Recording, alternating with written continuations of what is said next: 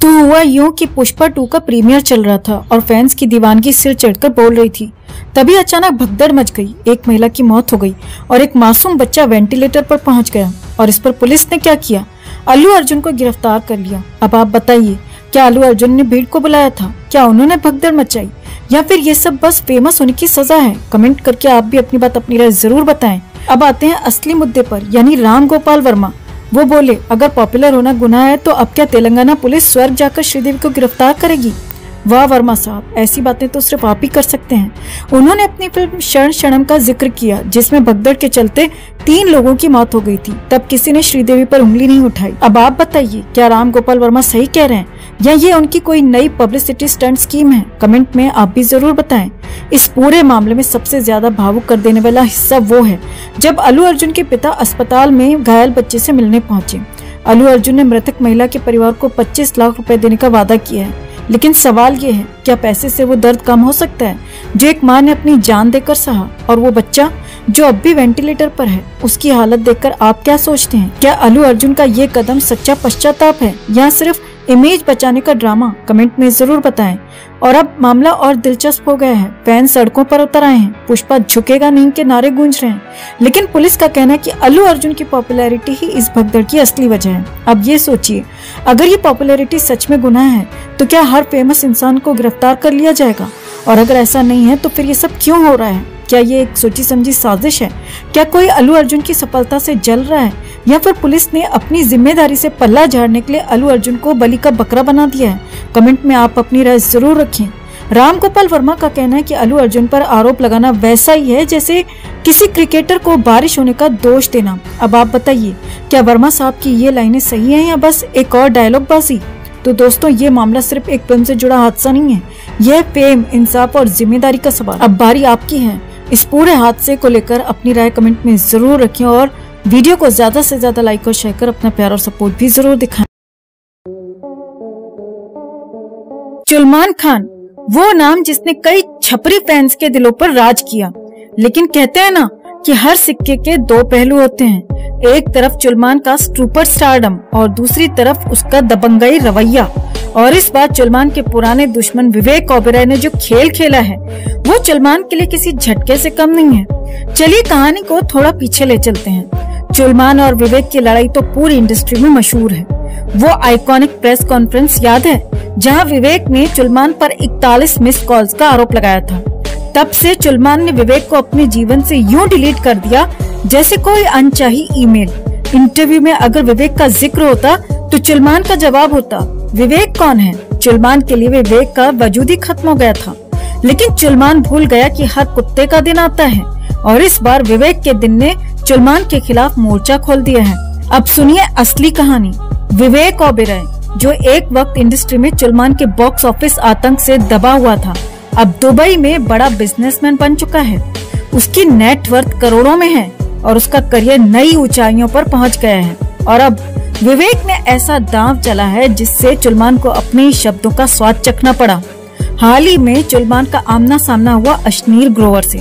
वही अश्नीर जिन्होंने सलमान पर कई पॉडकास्ट में तीखे शब्दों की बौछार कर दी थी। अश्नीर ने कहा था, सलमान होगा सुपरस्टार कहीं का, लेकिन मैंने जब उसे अपने ब्रांड के लिए हायर किया तो उसके मैनेजर ने ऐसे ऐसे अनरियलिस्टिक डिमांड्स रखे कि मेरा ब्रांड ही डूब गया।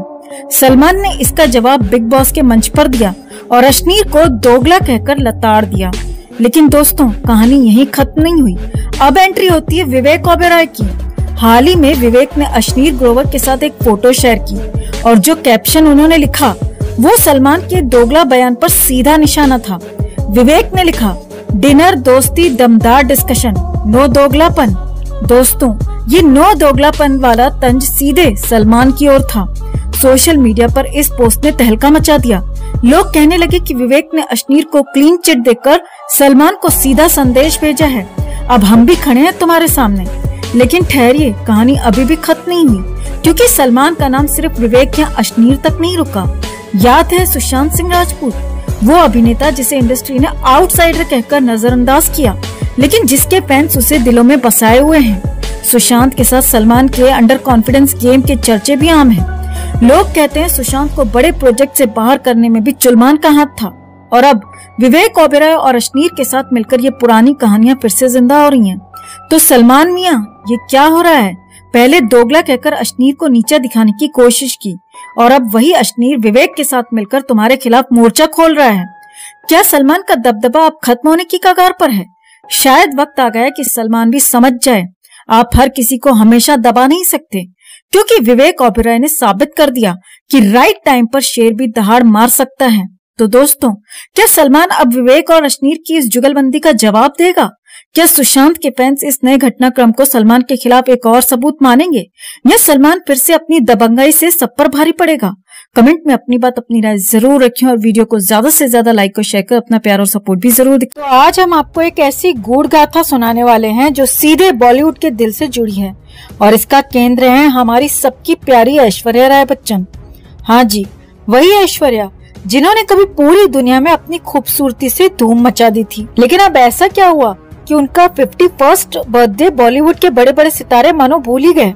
बच्चन फैमिली से लेकर इंडस्ट्री तक चारों तरफ खामोशी क्यों? क्या ये सन्नाटा सच में बॉयकॉट की घंटी बजा रहा है? जी हाँ, ऐश्वर्या राय बच्चन का नाम आते ही फिल्म देवदास की पारो या जोधा अकबर की जोधा याद आ जाती है। लेकिन अजीब बात यह है कि 1 नवंबर को उनके बर्थडे पर इंडस्ट्री के बड़े नामों ने उन्हें सोशल मीडिया पर बधाई देना भी मुनासिब नहीं समझा। अब ये कैसे हो सकता है? शाहरुख खान, जिन्होंने ऐश्वर्या के साथ देवदास में 4 चांद लगाए, वो भी एक बधाई का मैसेज नहीं भेज पाए। और बच्चन परिवार, उफ, ये तो और भी दिलचस्प है। हर साल ऐश्वर्या के फैंस पूरे दिन इस उम्मीद में रहते हैं कि शायद बच्चन फैमिली की ओर से कोई पोस्ट, कोई मैसेज आएगा। पिछली बार तो बवाल मचने के बाद अभिषेक बच्चन ने हड़बड़ाकर एक बर्थडे मैसेज डाला था, लेकिन इस बार सन्नाटा, मानो कह रहे हो ऐश्वर्या, आपके लिए हमारी व्हाट्सएप की भी लिमिट खत्म हो चुकी है। अब देखिए, अभिषेक बच्चन को देखकर तो लगता है कि वो काफी कंफ्यूज्ड हैं कि वो अपनी शादी को बचाएं या पब्लिक के सवालों का जवाब दें। अब भला कैसे हो पाएगा? सोशल मीडिया पर लोग लगातार पूछ रहे हैं कि आखिर ऐश्वर्या को जन्मदिन की शुभकामनाएं क्यों नहीं दी गई। और भले ही अभिषेक मियां मीडिया में अपनी शादी की अंगूठी दिखाते फिरें, लेकिन शादी का असली हाल तो सोशल मीडिया पर वायरल हो रही खामोशी बयां कर रही है। अब बात करें बॉलीवुड के दूसरे स्टार्स की, तो रकुल प्रीत सिंह और काजोल जैसी कुछ गिनी चुनी हस्तियों ने तो ऐश्वर्या को विश किया, पर बाकी रणबीर कपूर, अनिल कपूर, करण जौहर और यहाँ तक कि सोनू सूद, जिन्हें ऐश्वर्या ने रक्षाबंधन पर राखी बांधी थी, वो भी चुप्पी साधे बैठे रहे। और शाहरुख खान, वो भी जैसे अपनी पारों को भूल ही गए।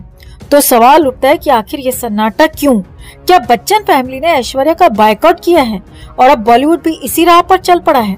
ऐश्वर्या अब वो चढ़ता सूरज नहीं है और हमारे बॉलीवुड का तो रिवाज ही यही है, सिर्फ चढ़ते सूरज को सलाम किया जाता है।